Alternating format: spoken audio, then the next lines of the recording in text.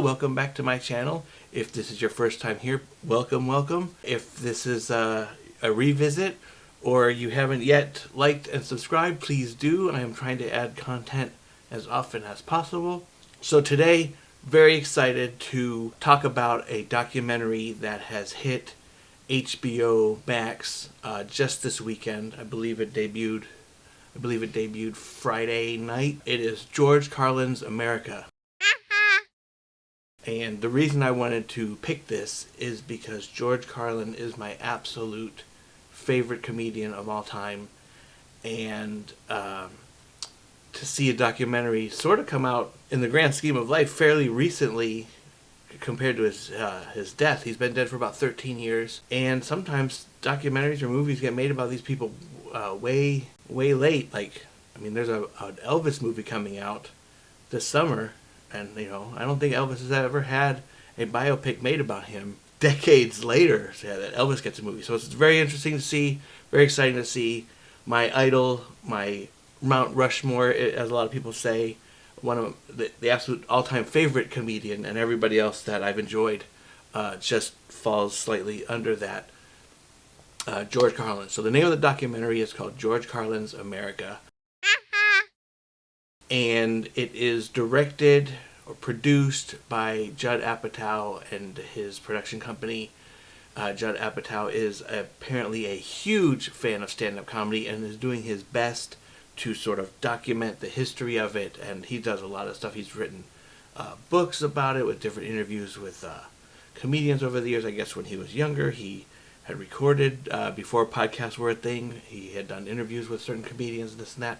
So he's way into it, and I guess he teamed up with George Carlin's daughter, Kelly Carlin, and they put this together. Without even dragging this on or whatever, it is phenomenal. It is broken into two separate parts. There's a part one and a part two.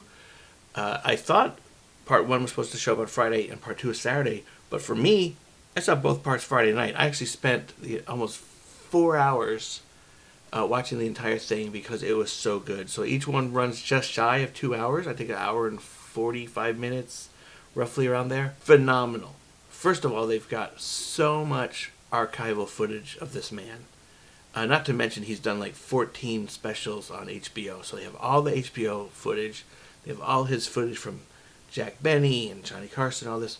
But the intro sort of begins with footage he must have filmed right before he passed. I don't know for what project he was working on, but it's almost like he narrates the first part of this himself. There's a lot of really clear recorded dialogue that sounds like he's narrating his own documentary. And I don't know if they pulled that from audiobooks or what. I didn't do a deep dive into that aspect of it. When I heard about this documentary, I was like, oh my god. So my Friday night was spent with this, and it did not disappoint. It's very in-depth. It's warts and all. They don't hide a lot of personal struggles the man had. They don't shy away from talking about his drug abuse. His daughter doesn't shy away from the fact that he was, gone most of the time trying to get this career going. And once it was going, how to reinvent yourself and how much time a creative person like this is actually, it's hard to be involved to be everywhere at once, and then debilitating drug habits and how that affects the family and all that. So it's really, I felt very in-depth from what I know about him. I mean, there's a lot of stuff in here that I did not know. I didn't know that his wife had alcohol problems while he was trying to reinvent himself in the 80s and early 90s. So it was very thorough, in my opinion. I'm sure there are some George Carlin devotees that know way more about his personal life than myself. The reason I love this man and the reason why I couldn't wait for this is a lot of different things. I was a huge comedy fan in the 80s and early 90s. Like when stand-up comedy exploded, I happened to be, I don't know, I watched a lot of stuff. So I guess I was left in my room and was watching stand-up comedy specials, and I used to rent videos from the video store, like 5 videos for $1 for 3 nights and all this crazy stuff. And I had consumed so much stand-up comedy in the, especially the 80s and 90s. And then when we had HBO, he had done a special, and I don't know which one got me hooked, but it became like, it was so raw. And I guess it was like about the same time I started to become aware of like politics. So this is when I'm in my very late teens or very early 20s, and he starts doing this just edgy humor, politics, challenging thoughts and systems and religion and all this stuff, and it just spoke to me to a level that to this day I am basically an amateur practitioner of the George Carlin arts. Like, there's a lot of stuff that he says that has stuck with me. There's a lot of stuff that I quote to this day, whether it's to entertain myself or my buddies who are in on where the quotes come from. I mean, there's just so much to love. They don't show enough of the stand-up routines, but that's not the point, because they're actually all available on HBO Max right now. At least a lot of them are. And I just love it. And I love to see how he went from a sort of suit and tie comedian in the early days of his career, and he just got sick of it, and he was wanting to take it to the next level, and how he reinvented himself. And they even talk about how, like, around the time of Bill and Ted's Excellent Adventure, how he was actually on the downside of his career. He was watching young upstarts come up, and they, and I had heard stories that they even, like Sam Kinison sort of lit a fire under his ass, and they talk about that. They talk about how Sam Kinison's edgy, challenging systems sort of thing lit a fire under George Carlin's ass, and in the very early 90s, it's either What Am I Doing in New Jersey or one of those early specials, he comes out guns blazing, and it's those specials that stick in my mind. And there's just some routines that are classic to me. A Place for My Stuff, classic. But there's whole other ones about religion and death and life is sacred, classic stuff that I absolutely love. And then there's an all-time favorite one that I saw while he was touring, before he actually made the special, about fencing up the criminals in this country, and mostly the mid-states that are rectangles and squares, because the fencing is cheaper, and how all that works, and letting, you pen up all the drug felons here and all the murderers here, and then every once in a while you lift a gate open and let them mingle and blah, blah, blah. I love it. I still love it. And that was one of his later ones. That was like in the late.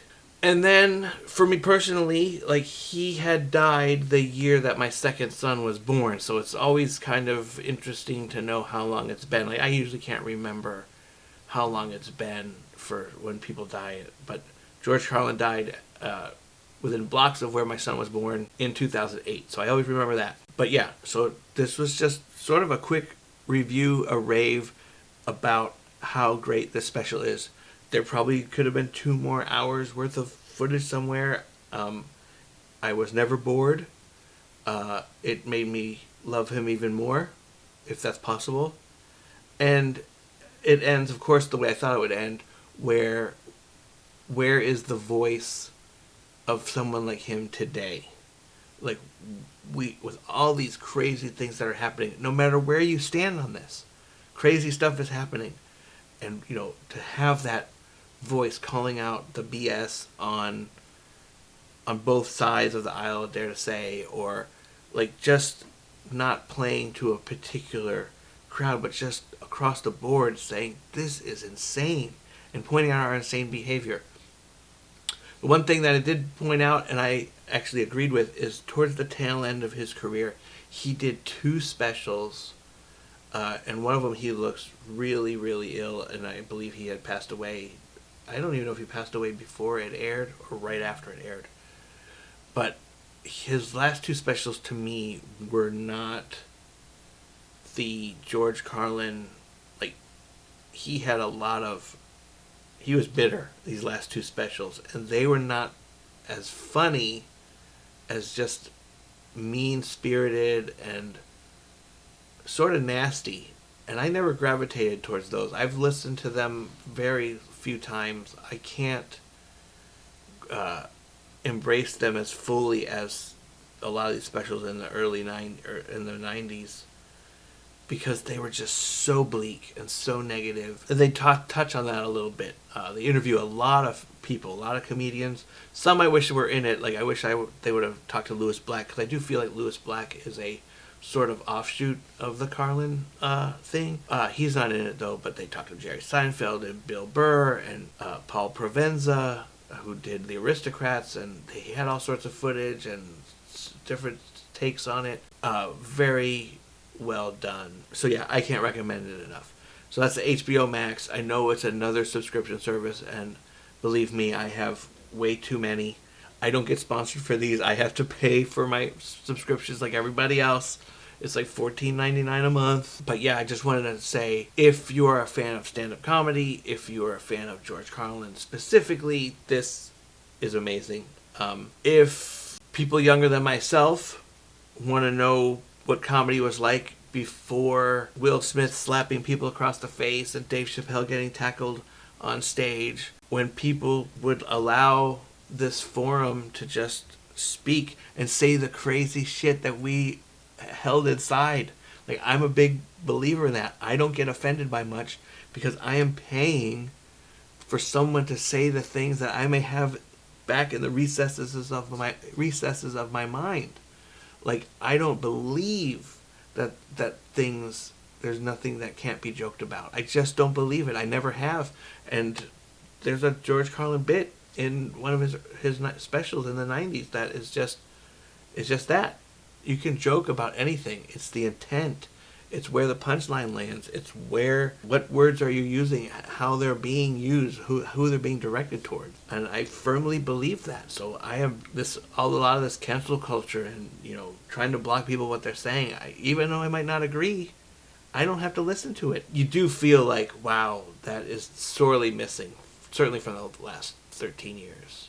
And I don't think people realize that, because everything is so sanitized now. Everything is so, you're going to offend or trigger. And I sometimes want to be offended. I want to push edges. Like, I have this shirt. I wear this shirt often before, during, and after George Carlin's past. Find out where the line is and cross it deliberately.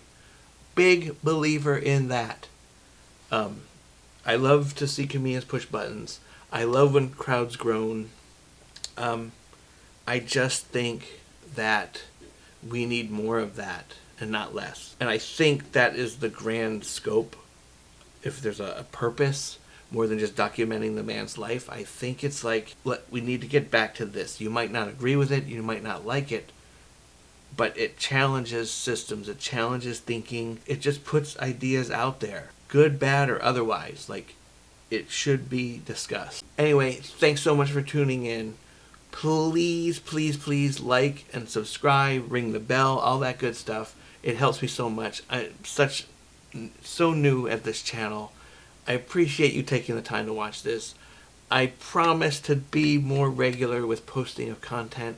We've got some good movie reviews coming up. I'm trying to find like weird, obscure movies that no one might have heard about, but not super old, like sort of things that sneak between the cracks between all the streaming and stuff that still goes to video and all this crazy stuff. So I'm trying to like keep this pop culture movie stuff entertaining. So making these videos is a way for me to sort of make a point to watch some of these things, seek some of these things out. And I appreciate you coming along with me on this ride, even though it's a little janky and a little all over the place. I appreciate it. I know time is valuable. I know there's 9 million other things you could just click on, but thank you for watching these, and I hope you continue to watch more of them. And please, in the comments, I like to hear what you have to say. If you have recommendations, please, comments. I try to reply to everything, and I'm looking forward to seeing you in the next one. So thank you very much, and have a good day.